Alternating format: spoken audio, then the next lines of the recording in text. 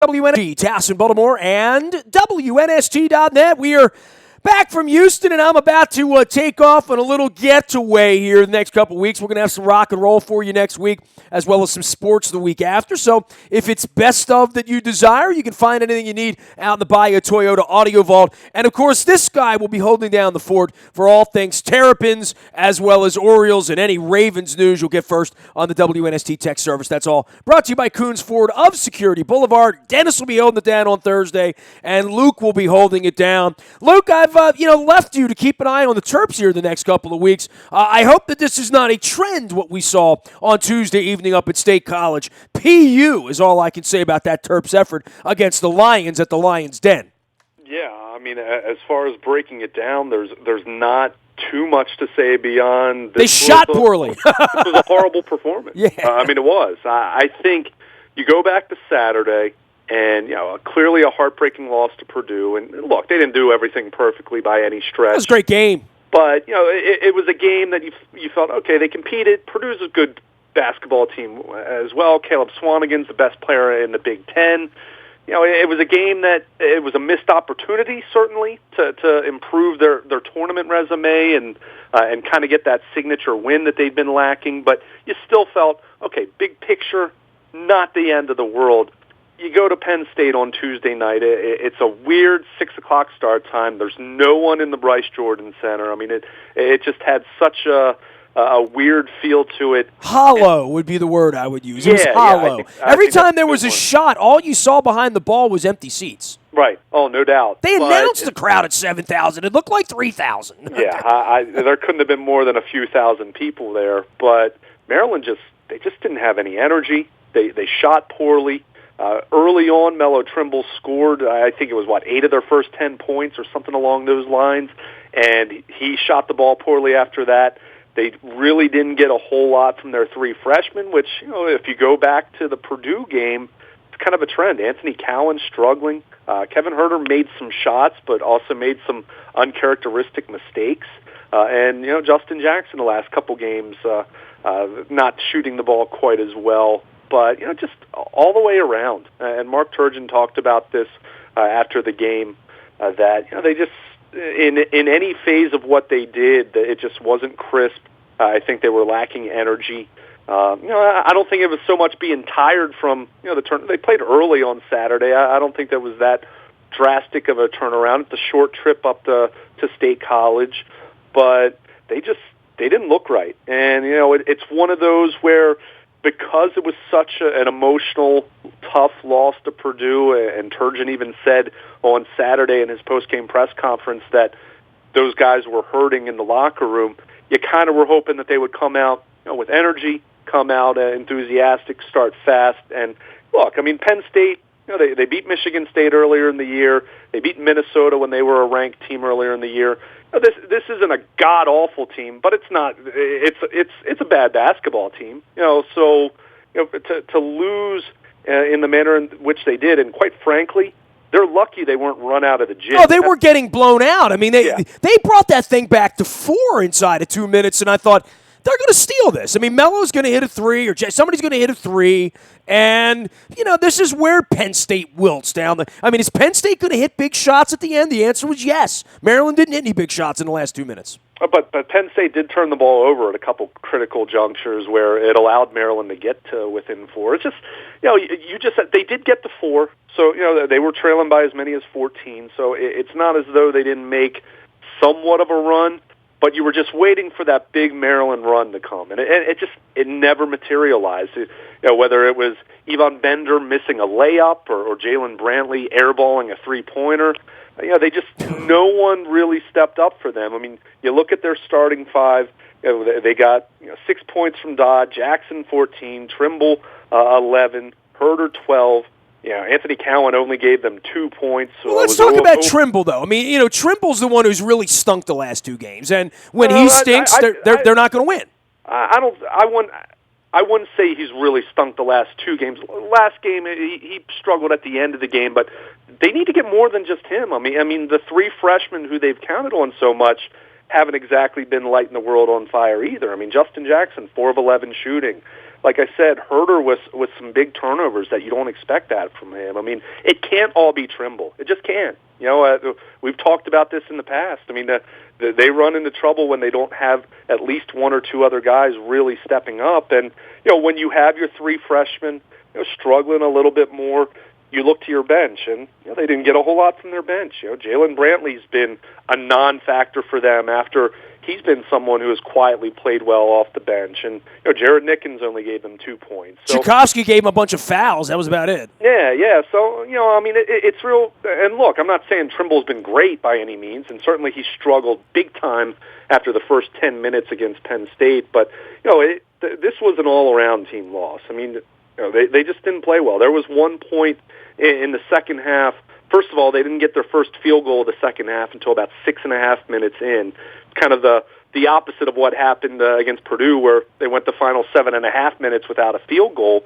But you can't have those kind of stretches where you're waiting to get going, and you're just struggling that much offensively. And Penn State's a good defensive team. I mean, some of their metrics on the defensive side say that they can defend pretty well, but at the same time, you got to do more than what the Terps were able to do to start the second half, and that run just never came for them, never materialized. And again, when it comes on the heels of a tough loss to Purdue, now you start to ask the questions: Are guys starting to get tired? Is Melo Trimble healthy? He hasn't shot the ball as well over the last few games. Are the three freshmen starting to hit a wall? Because they've struggled. I mean, Anthony Cowan especially has struggled big time for them. So, I mean, this loss doesn't ruin the season. They're 20-4. They're still 8-3 in the Big Ten. They're still within striking distance of the top. But when it comes right after a tough loss to Purdue, now you start to ask questions. And now, for this team, if you're Mark Turgeon, you start to ask if losing gets in these young guys' head a little bit. They've been so good at bouncing back. They had the ugly loss to Pitt earlier in the season. I mean, clearly the Nebraska loss was a collapse over the final several minutes of the game. But in both of those cases, they bounced back and they were able to reel off a winning streak that made you say, well, these guys have really been resilient. They haven't allowed a loss to linger and to impact them. And it would be hard to say that Saturday's loss didn't impact how they played on Tuesday. And I know Turgeon said they didn't practice well on Monday. So, I think there was a hangover there. There's got to be a little wake-up here, right? I mean, this is look, they won a lot of basketball games, man, right? I mean, and they've gone on the road, and they've sort of shocked us. I don't think we expected a 20-3 by the time they got to Penn State. But once they're 20-3 and get to Penn State, you don't expect them to lay their biggest turd of the year, which to me it was. I mean, the Pitt game, okay, that wasn't any good, but this is a bad team, and they've shown that they're better than this. This is an interesting week for Turgeon to sort of bootstrap this thing and pick it back up with Ohio State coming in on Saturday. Yeah, and you, as a coach, you try to figure out, what exactly does your team need? Do they need a day off? Do they need... do you need to practice harder? I mean, it's just, as a coach, this is where you make your money when your team is not going the way, things aren't going the way you want them to suddenly. How do you adjust that? That Pitt loss was bad. I mean, Pittsburgh's last place in the ACC, so, that ended up being a bad loss. But this, in the context of wanting to bounce back from an emotional, tough loss to Purdue, to have this kind of performance, look, if Penn State shot the lights out and did something ridiculous, that was completely out of character for what they're capable of, but Penn State shot 43% from the field. They were 2 of 18 from beyond the arc. Their free throw shooting was okay. I mean, they tried to give the game away. Right. I mean, Maryland could hit a free throw and they couldn't make a layup. I mean, exactly. That's if Penn State shot 60% from beyond, from 3-point range and shot 62% from the field for the game. If it was something like that, then you'd say, all right. You called a team that played one of their best games of the year. That wasn't the case. Penn State didn't play all that particularly well at all. They did what they needed to do, and give them credit for that. But this was just a performance by Maryland lacking energy, lacking intensity, and they didn't shoot the ball well, and that's something that goes back to the Purdue game. I mean, Maryland, they're a team that needs to make threes. I mean, we've talked about that a lot. They're 7 of 26 from beyond the arc. They shot just under 34% from the field.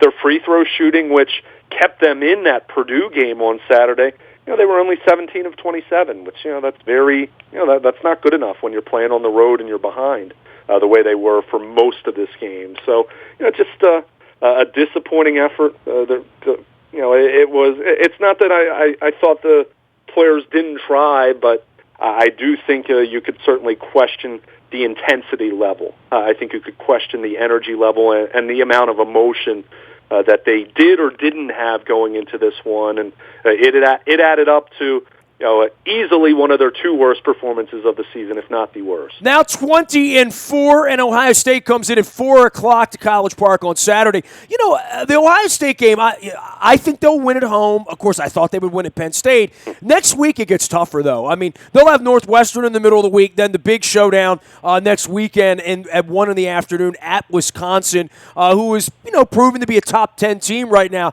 That's a real battleground for them. And look, I would have said they go out to Northwestern to go to Wisconsin and lose. I would have been shocked by that. This Penn State, the first road Big Ten loss they've had, and putrid. But now you thought all along, well, Wisconsin's going to be a tough one. Now you start to say, well, what are they going to look like over the next week and a half? Because if they go into this slumber and they trip up at home this week, they're going to wind up on some sort of extended losing streak or a really, really tough run here before the tournament starts. And it starts to look a little bit more like last year when you start to fall apart in the middle of February. Yeah, and then you start to ask questions about, clearly Maryland at 20-4 right now. I mean, they're still looking fine for the NCAA tournament. Yeah, they've outshot their coverage at this point at 24. Yeah, no doubt. And that's I think that's something important to remember. Unlike last year when you knew that it was a hired guns, one shot kind of a feel to it because you had Diamond Stone and you had Suleiman and go down the list of all those guys knowing that they weren't going to be here. Jake Layman was a senior, so you knew this was his last shot. There was such a sense of you better take advantage now because these guys are going to be gone. There is more of a sense, or at least you should remember, this team's counting on 3 freshmen, and reality is these guys are going through a Big Ten conference schedule for the first time, and they're now more than halfway through, and you do ask, are guys starting to get tired? Those 3 specifically, are they starting to hit a wall? Are they starting to maybe mentally feel it a little bit more? And that's something that you ask, and I think that's why it's critical to start fast against Ohio State. I mean, the Buckeyes are not a good basketball team. They're 4-7 in the Big Ten, but get yourselves right mentally. Get yourself a win. Get the stink of the last 2 games off of you, and then you have to get ready for what's going to be a heck of a challenge. I mean, that is a Northwestern team not to take lightly whatsoever. I mean, that is a program that is on the rise. I mean, I believe they're either one victory away or they've matched their school record for wins in a season. I mean, it's Northwestern. I mean, they have no tradition of college basketball there, but that's not going to be an easy trip to Northwestern. And they were purple. Yeah, right. And then going to Wisconsin. I mean, that speaks for itself how difficult that's going to be next Sunday. So it really is a case of they need to take advantage on Saturday. They need to get their minds right. Again, for Turgeon, does that mean you give these guys a little bit of extra rest? Maybe you practice a little less. Maybe you change things up, how you do things. Or do these guys need to be worked a little bit harder? I'm guessing it's probably a little bit more of the former, especially talking about the freshmen involved. And also taking into account that Melo Trimble in the past has had times where he's had some injuries and wears down and doesn't have the same explosiveness getting to the rim. So, it's going to be a challenge. There's no doubt. I don't think this loss should mean that the Terps are doomed or anything like that. But they are on a 2-game losing streak, and the toughest part of their schedule really is coming up next week. Well, and this is where we really find out about Maryland. I mean, and we talked about this going into the Purdue game. We've talked about this at various points of the season. Because they haven't had a great schedule, I think we all can see you don't get to 20 wins at this early stage, still early stage of the season, relatively speaking, without being a good basketball team. But the question we've asked all along is, how good? And now this is where you find out, all right, let's see what these young guys are made of. Let's see what Melo Trimble was made of, being the undisputed leader and being the veteran guy on this basketball team. Or does it become where that a soft schedule catches up with them a little bit, and they go through a swoon here, and you go into the Big Ten tournament, not necessarily on the bubble, but needing to have a good showing to get a decent seed. So I mean, it's definitely, this is a critical juncture for them, and again, this is where Mark Turgeon, this is where any coach makes his money to kind of diagnose. All right, what does my team need exactly? And I think. To me, it would have to start with the trio of freshmen that have been so great for them this year, so impressive. They've played so beyond their years. You got to figure out what's right for them. Do you back off the gas a little bit on those three, or do they need a kick in the tail? The proverbial kick in the tail. So it's going to be interesting, but.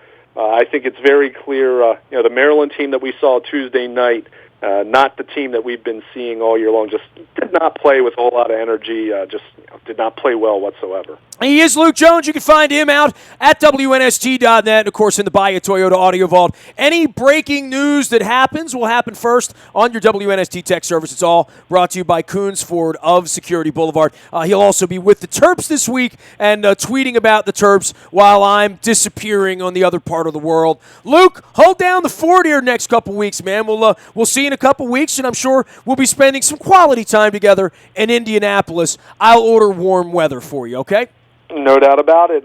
Certainly be a big few weeks for the Terps, and as you said, before you know it, we'll be in Indianapolis for the Combine. All right, man. I'll be working on my tan. Just make sure enjoy. Make sure you bring the foot warmers to Indianapolis with us in a couple of weeks. Luke Jones joining us here. You can find him, Luke, at WNST.net, as well as Baltimore Luke out on Twitter. I am headed down under for the next couple of weeks, but we got you covered around here. The morning newspaper still going to ship to your email inbox at 7 a.m. each and every morning. And as I said, Luke will be covering those Terps from Ohio State to Northwestern and out to Wisconsin next week. Caps are down for a week. We got the Wizards playing great basketball, and of course the Orioles pitchers and catchers reporting next week as well. I'll be out on Facebook, Twitter, LinkedIn, Snapchat, Instagram, doing fun things from around the world with the boss and the boss. And I hope you guys have a great couple of weeks here. You can always find me out at WNST.net, and I'm a very available individual, even when I'm on vacation. We are WNST.net, AM 1570, and WNST Towson, Baltimore,